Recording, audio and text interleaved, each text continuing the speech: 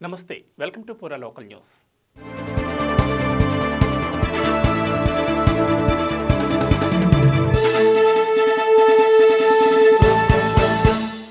మహబూబాబాద్ జిల్లాలో కబ్జా చేసిన భూమిని తిరిగి స్వచ్ఛందంగా ప్రభుత్వానికి అప్పగించాలని మహబూబాబాద్ ఎమ్మెల్యే భూక్యం మురళీ నాయక్ హెచ్చరికలు జారీ చేశారు.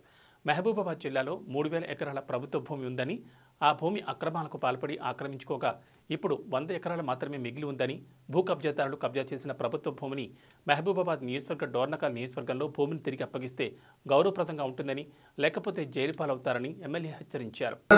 మనం అభివృద్ధి చేయలేని పరిస్థితి. మన పరిశ్రమలు తీసుకొస్తే ఎవరు బాగుపడతారు?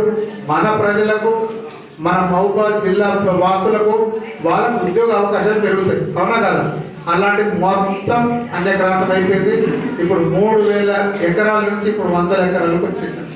అవి కూడా తప్పకుండా గవర్నమెంట్ భూమి ఏదైతే ఉందో ఇంచు కూడా వదలకుండా మొత్తం సర్వే చేయించి గవర్నమెంట్కి అప్పగించే బాధ్యత మేము తీసుకుంటామని తెలియజేస్తూ మొన్నటి వరంగల్ మీటింగ్ లో. థ్యాంక్స్ ఫర్ వాచింగ్ పూరా local news, your choice for local voice. Local మీకోసం మా ఛానల్. మీ జిల్లాకు, మీ మండలానికి, మీ గ్రామానికి, మీ ప్రాంతానికి, మీ వీధికి, మీ ఇంటికి, మీ వద్దకి, ఎక్కడికైనా ఎప్పుడైనా మా పూరా లోకల్ ఛానల్ వస్తుంది. మీరిచ్చే సమాచారాన్ని అందరికీ చేరువయ్యేలా చేస్తుంది. మీ గొంతుకని ప్రతి ఒక్కరికి వినిపిస్తుంది. మీకు ఎల్లప్పుడూ అందుబాటులో ఉంటుంది మా పూరా లోకల్.